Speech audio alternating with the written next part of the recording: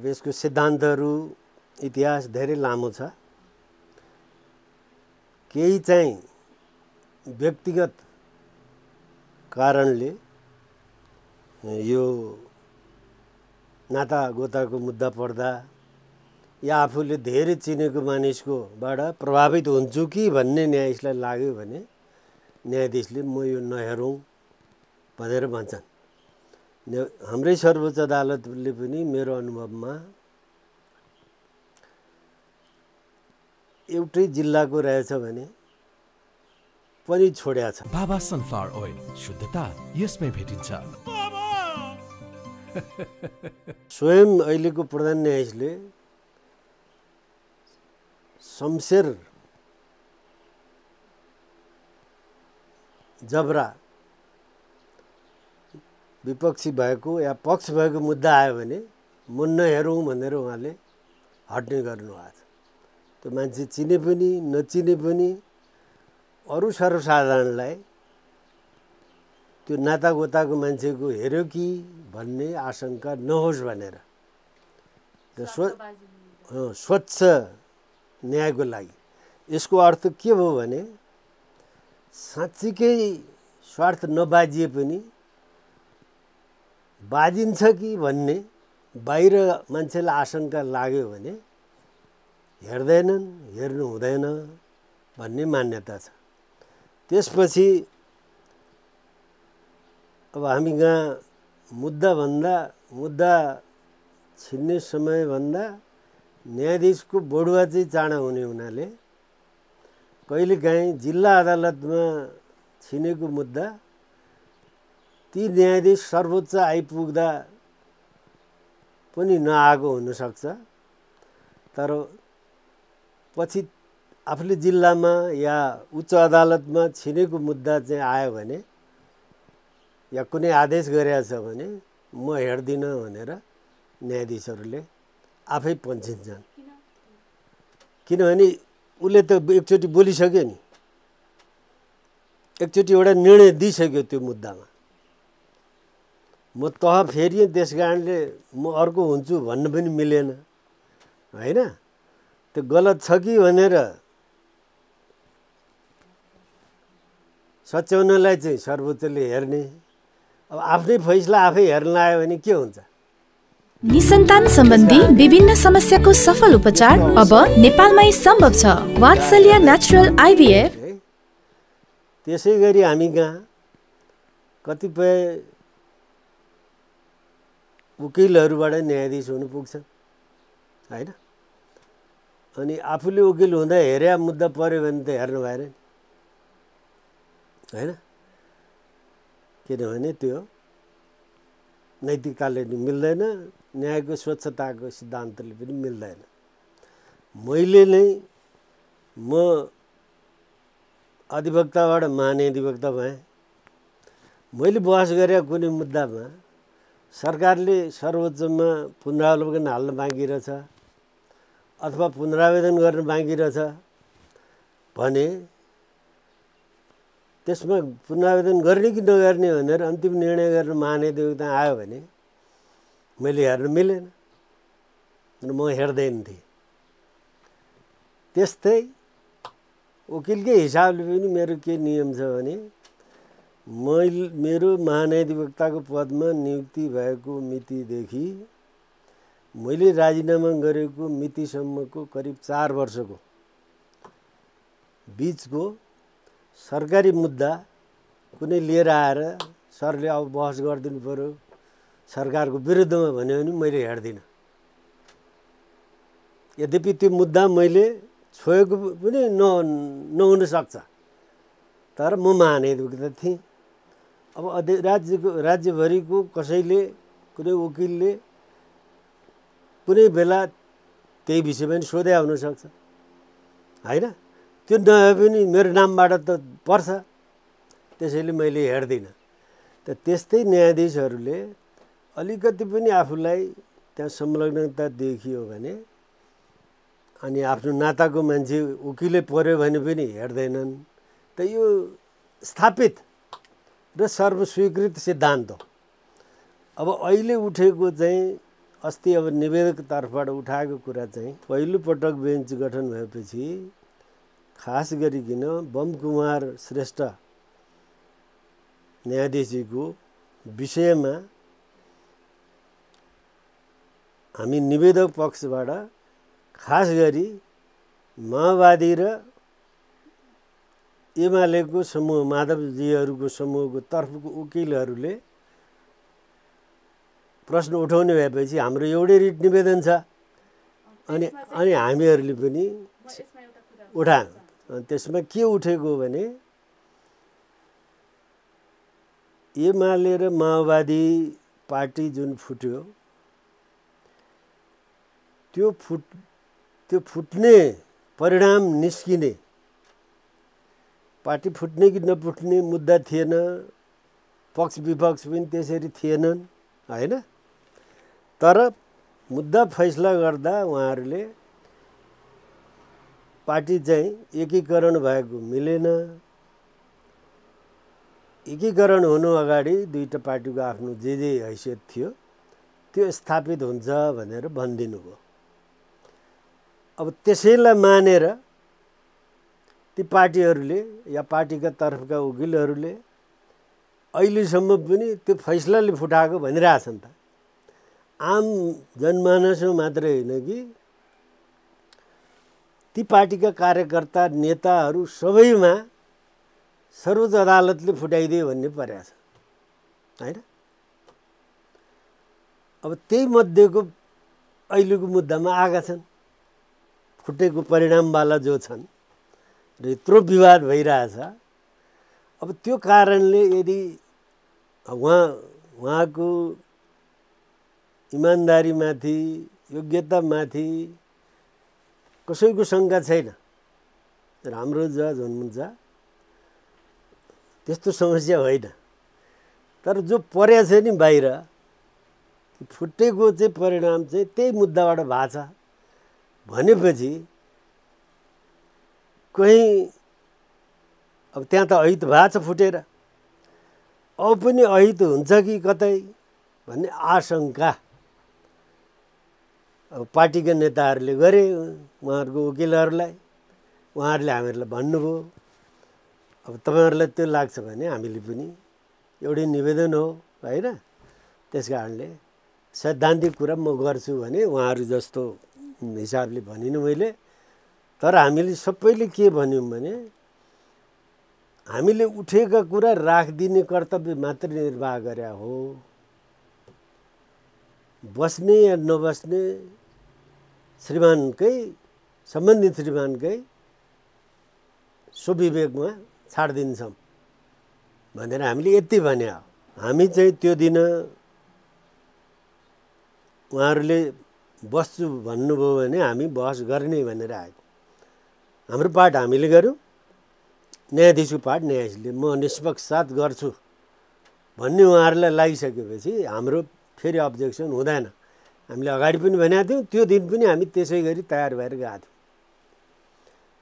अब विवाद कहाँ आयो भने अर्को दुईजना मान्य न्यायाधीशहरूले केही कुराहरू लेख्नुभयो हैन।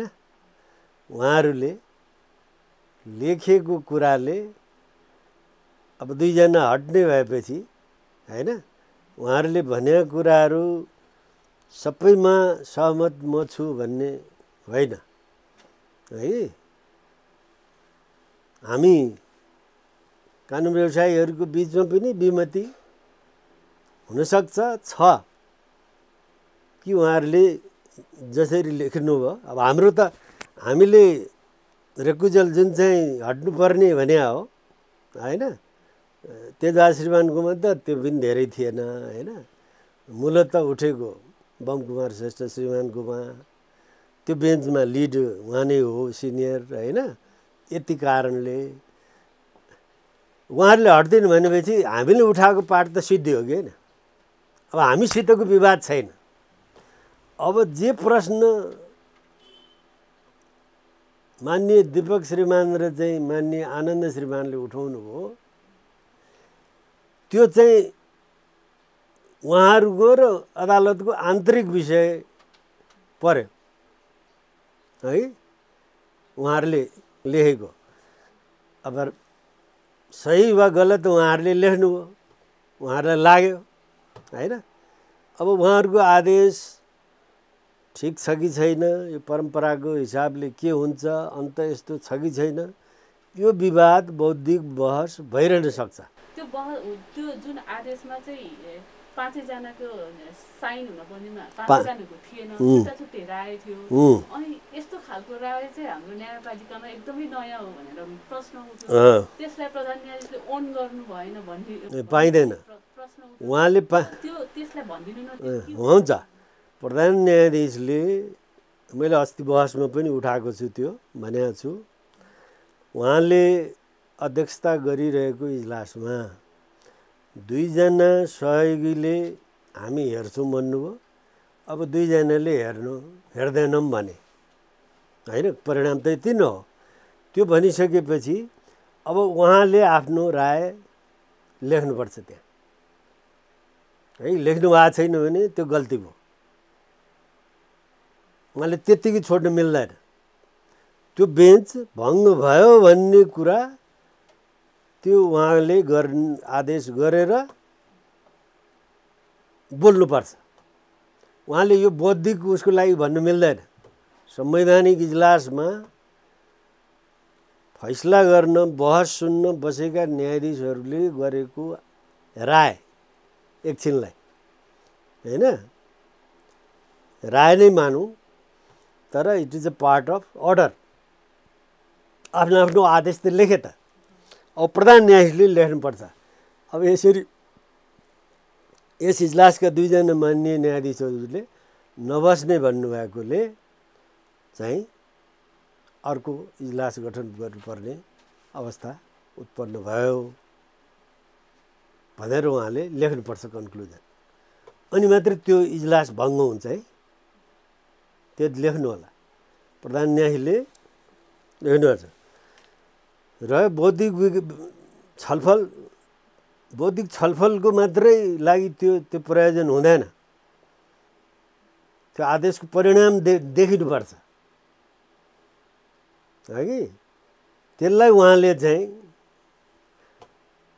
बौद्धिक छलफल त तपाईँले गरे एकदम निर्विवाद फैसलाहरू पनि बौद्धिक छलफल भइरहन्छ नि भने, कलेजमा पढाइ हुन्छ होइन, लेख्छन् विद्वानहरूले, त्यो चाहिँ इजलासबाट भन्ने कुरा थिएन, भन्नु हुँदैन थियो है। भने पनि त्यसको अर्थ छैन, हुँदैन।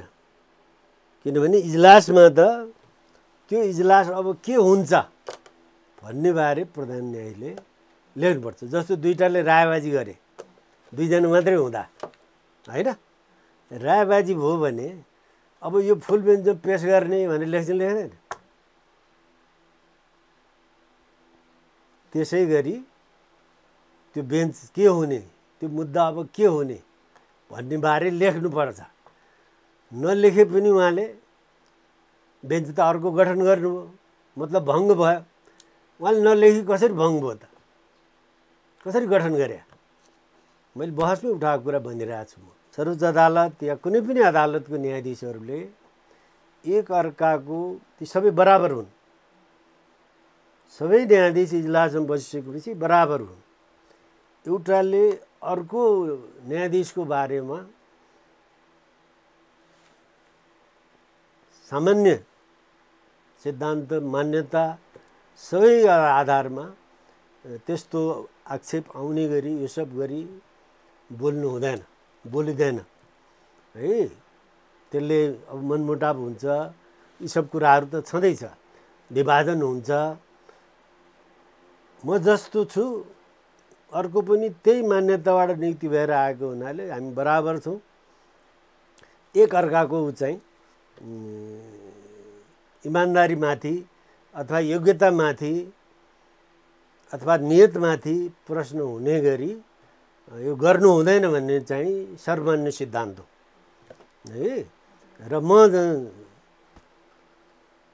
त्यो मुद्दामा संलग्न भएको हिसाबले पनि र चाहिँ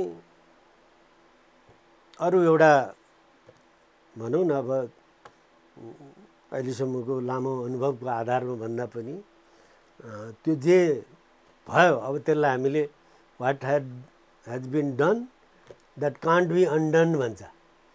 अब त्यो त उहाँहरूले चेन्ज गर्न सक्नुहुन्न, अरू न्यायाधीशले चेन्ज गरिदिने कुरो पनि भएन, हो कि होइन?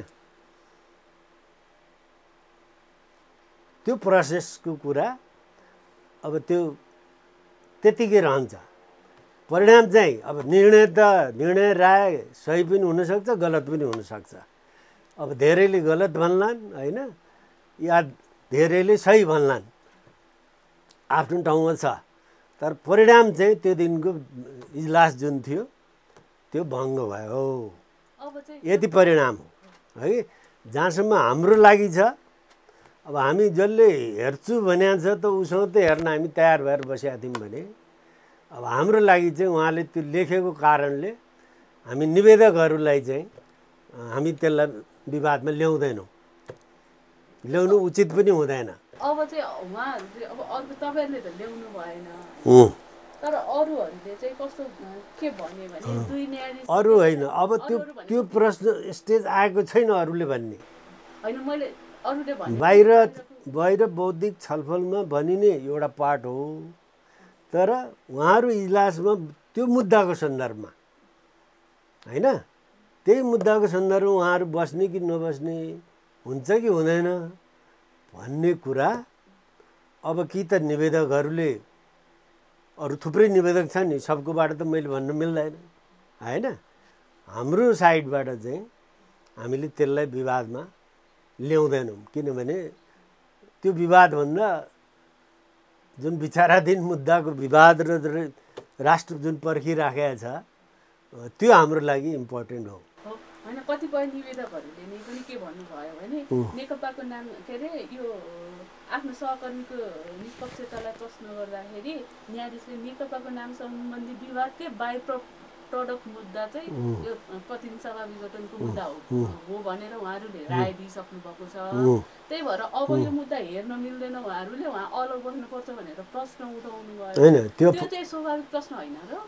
होइन, अहिले उठाएको त त्यो प्रक्रिया मिलेन, मैले अघि नै भनिसकेको छु।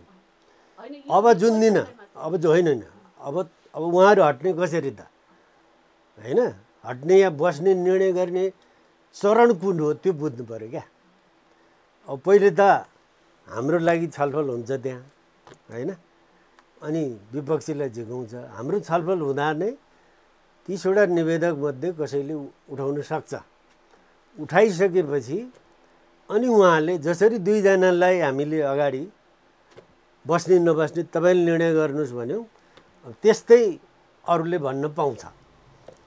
त्यो मुद्दामा सम्बन्धितले उठाउने स्टेज अहिले चाहिँ अस्ति उठाएको चाहिँ स्टेज मिलेन, प्रक्रिया पनि मिलेन। अर्को कुरा चाहिँ अस्ति उठाएको चाहिँ के थियो भने जस्तो अहिलेको संवैधानिक इजलासको रोस्टरमा भएका न्यायाधीशहरूको संसदीय सुनवाई जसले गर्यो उनीहरू नै प्रतिनिधि सभा विघटन विरुद्धको मुद्दा लिएर आएका छन् होइन। यो त्यसैले यो रोस्टरका 11 अथवा 13 जना कसैले पनि न्यायाधीशले यो मुद्दा हेर्न मिल्दैन भन्ने प्रश्न छ नि, त्यो प्रश्न चाहिँ के हो? त्यो चाहिँ उचित होइन। किन उचित होइन भने त्यो सम्भव पनि छैन। त्यो प्रक्रियाको मेरो छुट्टै लजिक छ, छुट्टै तर्क छ, मैले बोली पनि सकेको छु टेलिभिजनहरूबाट। त्यस कारणले त्यो प्रक्रिया कि त प्रक्रिया नै गलत भन्नु पर्यो, होइन भने अब कस्तो स्थिति आउन सक्छ। त्यसरी तपाईँले चाहिँ तर्क मात्रै गर्दै जाने हो भने प्रधान न्यायाधीश र सिनियर न्यायाधीश बसेर सिफारिस भएर ल्याएको न्यायाधीशसँग राख्यो भने अब स्वच्छ हुन्छ त? त्यो जसले जागिर दिया हो, नियुक्ति दिया हो, उसले जे भन्छ त्यही हुन्छ होला नि त। यसको अन्त्य छैन। एउटा तर्कसङ्गत र प्र्याक्टिकल्ली पोसिबल भन्नुपर्छ, त्यसमा जानुपर्छ, नत्र चल्दैन। र म चाहिँ यदि त्यो तर्क गर्ने कसले गरिरहेछ, जसले सुनवाईको व्यवस्था चाहियो भनेको छु उसले त्यो सोचेको थियो कि थिएन त, तिनलाई प्रश्न गर्नुहोस्। आज यस्तो हुन्छ भन्ने त्यति बेला सोच्यो कि सोचेनौ आफैले त्यस्तो बनाउने अनि यस्तो परिणाम भयो भनेर त माफी माग्नु पर्यो हामीले गल्ती गरेर छौँ भनेर। किनभने अमेरिकामा अब यो जुडिसियल कल्चरको पनि प्रश्न हो क्या। हामी कहाँ संरचनाहरू त केही आए, व्यक्तिहरू पनि हामीले ल्यायौँ, तर जुडिसियल कल्चर जुन भन्छ नि संस्कृति र संस्कार त्यो चाहिँ आउनै बाँकी छ। त्यसको कमीले यस्ता विवादहरू चाहिने भन्दा पनि नचाहिने विवादहरू धेरै उठ्छन्। अब यो दुर्भाग्य छ, यो त अब समय लाग्छ यसलाई। अमेरिकामा त्यहाँको सर्वोच्च अदालत मात्र होइन, अन्त पनि राजनैतिक नीति हुन्छ। एकदम क्रुसियल मुद्दाहरूमा जुन पार्टीको राष्ट्रपतिले नोमिनेट गरेका छ त्यही पार्टी या त्यही राष्ट्रपतिको पक्षमा फैसला गर्छन् उनीहरू, हैन? त्यसको आलोचना हुन्छ बेग्रै कुरा हो, तर फैसला त गर्छन्। तर पनि प्राय के देखिया छ भने अब प्रसिद्ध प्रधान न्यायाधीशहरू राष्ट्रपति भइसकेका मान्छे फेरि प्रधान न्यायाधीश हुन पुगेका छ हेर्नु। तर अब राष्ट्रपतिको विपक्षमा हुने गरी उसले फैसला गरेको छ। एकदम चाहिँ विश्व ख्याति प्राप्त प्रधान न्यायाधीश भनिन्छ। त्यो एउटा प्रोफेसनल जुन छ, तपाईँहरू पनि प्रोफेसनल हो, जे पनि रिपोर्ट गर्नुहुन्छ र तपाईँलाई जाहिर दियो भन्नेमा यो लेख भन्यो भने लेख्नुहुन्छ र लेख्नुहुन्न नि। केही प्रोफेसनल एथिकहरू छ। त्यस्तै वकिलबाट जाने न्यायाधीश या करियरबाट आउने न्यायाधीश है, जताबाट आए पनि सकेसम्म उसले कानुन मान्नुपर्छ, संविधान मान्नुपर्छ, नजिर मान्नुपर्छ। त्यसको सबै किसिमको बन्धनहरूमा रहेर उसले, किन उसको नामसित पनि सम्बन्धित छ, नत्र आलोचना खेप्नुपर्छ, महाभियोग लाग्न सक्छ। त्यो सबै किन गरे भन्दाखेरि उसलाई कानुनको दायरा, संविधानको दायरामा रहेर फैसला गर्न समर्थ होस् भनेर गरे हो। त्यसैले त्यो जुन अहिले त त्यो 11 जनाको उठाउन मिल्दैन भन्ने किसिमको नै त्यो दिन आदेश भइसक्यो। जसले उठाएको छ तिनलाई कारबाही हुन्छ भनेको छ। अब कारबाही हुन्छ, निवेदन ल्याउने वकिललाई कारबाही हुन्छ भन्ने हो भने अनि महान्यायाधिवक्ताले कसरी समर्थन गर्न मिल्छ होला, या महान्यायाधिवक्ताले भन्दैमा कसरी उहाँहरूले हट्नुपर्ने स्थिति आउला, म त्यो देख्दिनँ अहिले चाहिँ, अहिलेसम्मको चाहिँ। अस्ति जस्तै प्रतिनिधि सभा विघटन विरुद्धको जुन मुद्दा छ त्यसको पहिलो सुनवाई चाहिँ निवेदकको हो भन्ने छ। त्यसमा महान्यायाधिवक्ताहरू पनि इन्टरभेन्सनको लागि आउनुभयो। त्यस्तो खालको पहिलो सुनवाई नै उहाँहरू आउन मिल्ने के छ त्यस्तो, र आउन मिल्थ्यो कि? मैले त्यहाँ पनि भनेको थिएँ। तपाईँको के हो त्यो चाहिँ? त्यो चाहिँ के भने पहिलो मुद्दा हाल्न जाने त नागरिकको राइट हो नि। राज्यले भाँजा हाल्नु मिल्छ त? पुलिस राखेर खबरदार सर्वोच्च मुद्दा हालौँला भन्नु पाउँछ पाउँदैन? त्यो पहिलो सुनवाईको दिन भनेको मुद्दै हाल्न जानु मूलघात हो नि, हो कि होइन? त त्यो राज्यले गर्नु हुँदैन। राज्यले कति बेला मात्रै अब्जेक्सन गर्छ यो मुद्दा लाग्दैन भने सङ्कटकाल लागेको बेलामा सर्वोच्च अदालतमा जाने अधिकारै जब सस्पेन्ड हुन्छ त्यति बेला गर्ने हो। नत्र संविधानभन्दा बाहिर गएर होइन। महान्यायाधिवक्ता त संविधानको अझ पालक हो नि, पालकले बाधा त्यहाँ गर्नु हुँदैन है कि? राज्यलाई, सरकारलाई गम्भीर असर पर्ने रहेछ भने स्टे अर्डरको स्टेजमा चाहिँ त्यो विषय चाहिँ हाम्रो पनि कुरा सुनेर मात्र होस् भन्न पाइन्छ। यति यो स्टे अर्डरको स्टेज थिएन। अहिले त भएकै छैन, सोको चाहिँ भएको छैन। सुरुमै उहाँले त इजलासबारे त्यसरी बोल्नै मिलेन भने उहाँलाई त झिकाएकै छैन नि। उहाँ त एक किसिमले गेस्ट हो नि, होइन?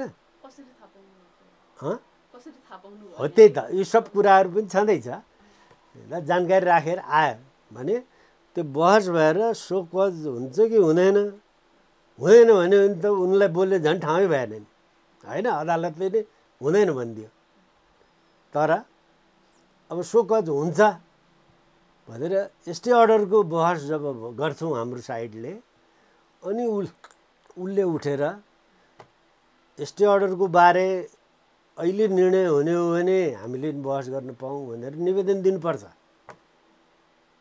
किन यसरी असर पर्ने छ भनेर अब त्यो बेन्चको अधिकारको कुरो भयो दिने कि नदिने अनि प्रायः चाहिँ म महाधिवक्ता नि भएको हुनाले मेरो सिद्धान्त चाहिँ मेरो नियम अवरोधको कुरालाई पनि उसको राइटलाई पनि संरक्षण गर्ने राज्य या सरकारको राइटको पनि सुनवाई नभइकन नहोस् भन्ने त्यति भन्न पाइन्छ त्यो भएपछि ल अब झिकाइदिन्छौँ तपाईँहरूलाई झिकाइदिन्छौँ अनि आउनु होला भनेर त्यसरी सरल तरिकाले समाधान गर्नुपर्छ परम्परा धेरै त्यही अनुसार छ तर बेन्चले अहिले आइहाल्नुभयो तपाईँहरू त्यसो भए ठिक छ उहाँहरू अन्तरिम आदेशको लागि पनि बहस गर्नुहोस् तपाईँहरूको पनि सुन्छु भन्यो अर्जेन्सीको आधारमा भने अनि उहाँले बहस गर्न पाउनुहुन्छ त्यो अस्तिको त तपाईँलाई भनिसकेँ नि अस्ति त उहाँको बेलै भएको छैन भने विषय र बेलाको दुईवटा सम्झिनुहोस् विषय केमा बोल्न खोज्नु भएको छ 11 जना हुँदैन भन्नेमा उहाँको आफ्नो होइन है आफूले नहालेपछि बोल्न हुँदैन थियो हो कि न आफूले हालेको छैन अब अर्कोको म बोल्छु भनेर बोल्न थाल्यो त्यो विषय त अवहेलनामा गइसक्यो उहाँ अब अवहेलनामा उसलाई कारबाही हुने हो भने समर्थन गरेर गर्ने के अरे एटर्नी जेनरललाई चाहिँ कसरी क्षम्य हुनसक्छ त त्यस कारणले त्यो दिन त मिल्दैन अस्ति गरेको महाधिवक्ताले गरेको कुरालाई चाहिँ अब यस्तो के भन्ने त्यसलाई नोटिसमै लिनु हुँदैन त्यो इजलासले त्यो रुल सुनवाईको प्रक्रियाको महाधिवक्ताले नै मिचेको हो इजलासले अवहेलना कारबाही हुन्छ भन्ने विषयमा झन् हाम्रो पनि कुरा छ भनेर बहस गरेको पनि बिल्कुलै मिलेन उनीहरूलाई कारबाही हुने हो भने यो समर्थन गरेर बोल्नेलाई के हुने भन्ने अर्को सङ्कट छ होइन त्यो अस्तिकोमा त मिलेन र बहस सुनेको भए पनि त्यसमा कुनै निर्णय दिन मिल्दैन इजलासले केलाई यो त अवरोध यो त बुझ्दै नबुझेको प्रक्रिया चाहिँ मिचेको यो त वास्तवमा मैले यो चाहिँ अवरोध हो यो चाहिँ बिल्कुल कानुन नैतिकता कुनै हिसाबले नै गर्दैन है अब रह्यो उहाँकै निवेदन अर्को दिन आयो होइन उहाँले पेस गर्नु हो भने हामी अब्जेक्सन गर्छौँ फेरि त्यसपछि पनि निर्णय गर्ने सिद्धान्त त न्यायाधीशले गर्ने हो होइन महाधिवक्ताले जसरी न्यायाधीश अलग हुनुपर्छ भनेर सवाल उठाउनु भयो नि अनि तपाईँहरूले चाहिँ इजलासमै त्यो कुराको प्रतिवाद गर्नुभएको हामी गर्छौँ अहिले त्यो दिन त पाइँदैन त्यो त प्रश्नै भयो नि तपाईँ सिम्पल छ नि भने कुन निवेदनमा त हाम्रो निवेदन बहसै भएको छैन हो त्यो इजलास त हाम्रो लागि गठन भएको थियो उहाँलाई झिकाएकै छैन उहाँले कसरी भन्ने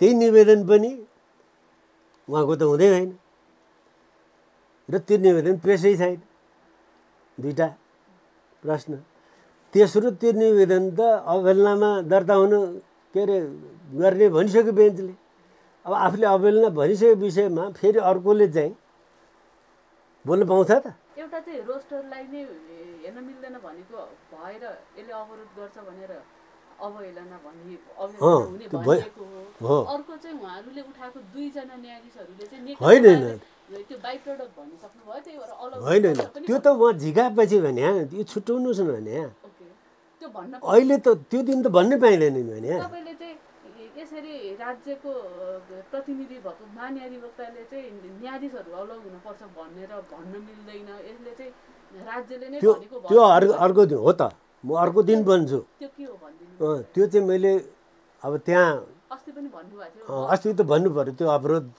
भयो भनेर भन्दाखेरि मैले पूरक रूपमा भने राज्यको तर्फबाट न्यायाधीश नियुक्त हुन्छन्, राज्यले खडा गरे अदालत हो।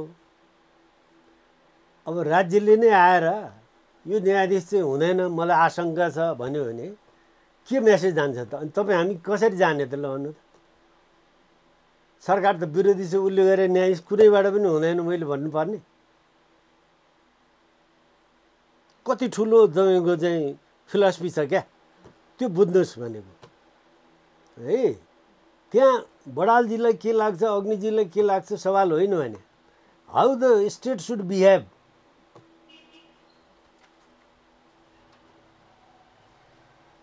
त अस्तिको त बिल्कुलै त्यो 11 जनाकोमा त बोलिसक्या हुनाले अब त्यो अवेलनामा जुन दिन कारबाही होला त्यहाँ अब उहाँहरू हाम्रो पनि निवेदन हो सकार्नु हो भने जे होला त्यो होला आफ्नो ठाउँमा, नभए त्यो बारेमा चाहिँ बोल्न पाइँदैन। अब महाधिवक्ताले त्यसो भने कहिले पनि न्यायाधीश आफ्नै पालोमा पनि न्यायाधीशमाथि प्रश्न उठाउन अब पाइँदैन, किन 11 त उता सबजुडिस भइसक्यो नि, हो कि होइन?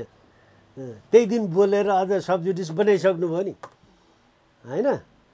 अब हामी त भयङ्कर एट्याक गर्छौँ, उहाँले त्यो उठाउनु हो भने त first go and own the होइन। तपाईँले त त्यो सकार्नु भएको छ। अब त्यहाँ बोलिसक्यो 5 जनाले, अब त्यो बदर हुन्छ? न्यायाधीशलाई नि त लाग्छ नि त। प्रधान न्यायाधीशले जब कारबाहीको लागि दर्ता हुन्छ भनेपछि ती सबै न्यायाधीशको पनि आदेश त्यही हो। अब त्यही 11 को उठाउन कसरी आउनुहुन्छ भने हामीले पनि उठाउनु मिल्दैन, अरूले पनि मिलेन। अब जस्तो अहिलेको घटनाक्रमहरू हेर्दाखेरि अनि अहिलेको विवादहरू हेर्दाखेरि चाहिँ पर्टिकुलर कुनै न्यायाधीश माथि प्रश्न भन्दाखेरि पनि इजलास गठनप्रति नै प्रश्न गरिएको हो कि भन्ने छ। न्यायाधीशले गरेको इजलास गठनलाई प्रश्न गर्नु होइन, त्यो गर्न पाइन्छ, त्यो पाइन्छ। इजलास गठनको एउटा परम्परा हुन्छ, एउटा नियम हुन्छ है। मलाई लाग्छ दीपक कुमार कार्की र डाक्टर आनन्द मोहन भट्टराई न्यायाधीशज्यूले जो लेख्नु भएको छ त्यो उहाँहरूकै भित्रकै चाहिँ परिणाम हो। हामीले त्यो बारे उठाएको थिएन, भित्र नै उहाँहरूको केही उ थियो, त्यो मिलेको थिएन भन्ने उहाँहरूले फुल कोर्टमा अनौपचारिक रूपमा छलफल गर्नुभएछ र करेक्सन गरेर इजलास गठन गरेको त त्यो इजलासमै ईश्वर कतिवटा चाहिँ मान्य न्यायाधीशले भन्नुभएकै छ होइन।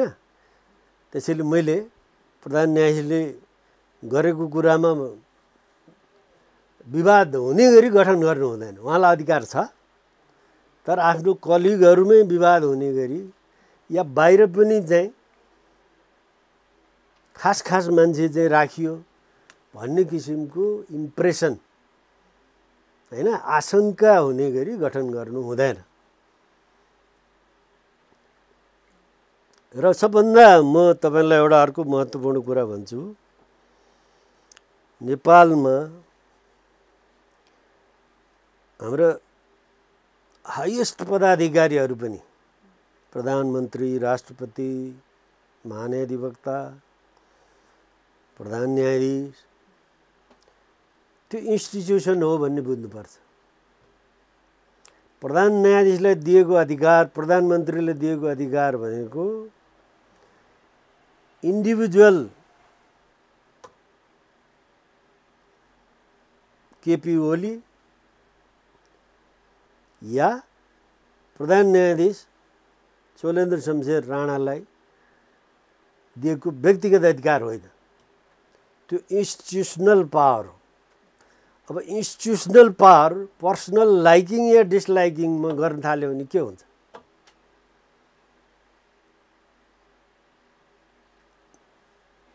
महान्यायाधिवक्तालाई प्राप्त अधिकार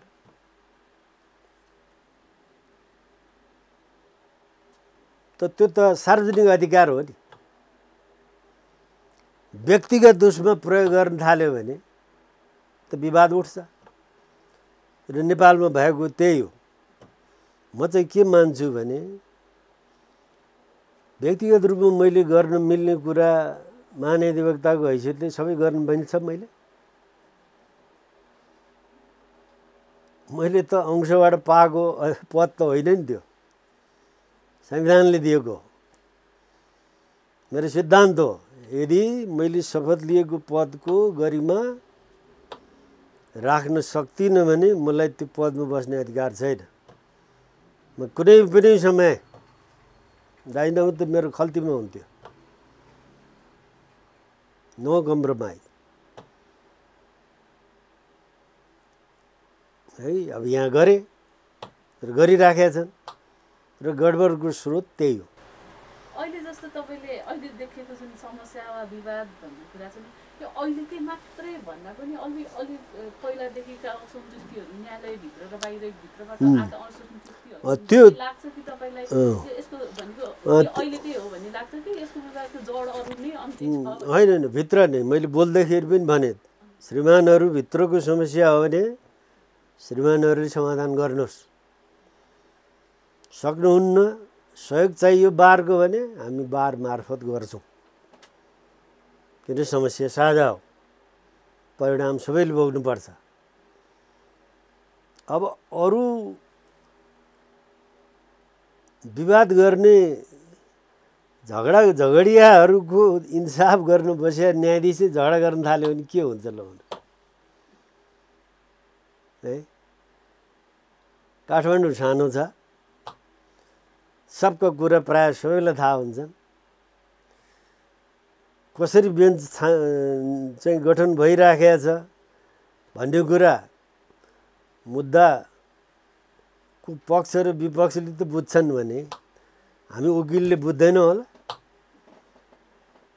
म त 45-46 वर्षदेखि सर्वोच्चमा मात्र पाइलो टेक्ने वकिल मध्ये पर्छु।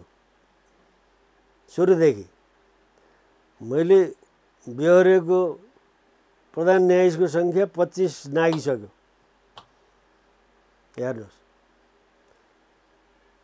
त्यो को प्रधान न्यायाधीशले कसरी चलाए, कसरी चल्छ त्यो म बुझ्दिनँ होला त। त्यसैले बाँकी सबै मूर्ख छन्, बुझ्दैनन्, जे गरे पनि हुन्छ भनेर सार्वजनिक पदमा बसेका मान्छेले गर्नु हुँदैन। प्रधान न्यायाधीश भनेको संस्था हो, इन्स्टिट्युसन हो, सबैलाई साथ लिएर हिँड्ने नेतृत्व दिनुपर्ने पद हो त्यो। उहाँको कुनै काम कारबाहीको त्रुटिले असन्तुष्टि बढ्छ, इजलास विवादमा आउँछ, न्यायालय विवादमा आउँछ भने त्यसको जिम्मेवारी उहाँले नै लिनुपर्छ। नेतृत्व गर्नेले राम्रो कुराको जस, नराम्रो कुराको अब्जस लिनै पर्छ। यति धेरै विवादको पछाडिको कारण के हो, किन यो हदसम्म पटक पटक विवाद आइराखेको छ, त्यसको निराकरण गर्ने जिम्मेवारी न्यायपालिकाको नेतृत्वमा बसेको व्यक्तिको हैसियतले उहाँकै हो। अन्य मान्य न्यायाधीशहरूले पनि आफ्ना व्यक्तिगत मनमुटाव होइन कि संस्थागत कुरामा, उहाँहरू पनि त्यो संस्थाको मेम्बर हो, उहाँहरूमाथि पनि बिग्रे भत्केमा आरोप लाग्छ उहाँको कार्यकालमा यस्तो भयो भनेर। त्यही कारणले उहाँहरूले कलेक्टिभ गर्नुपर्ने कुरामा कलेक्टिभ रूपमा, इन्डिभिजुअल गर्नुपर्ने कुरामा इन्डिभिजुअली उहाँहरूले निर्विवाद हुने गरी आफ्नो काम कारबाहीहरू गर्नुपर्छ।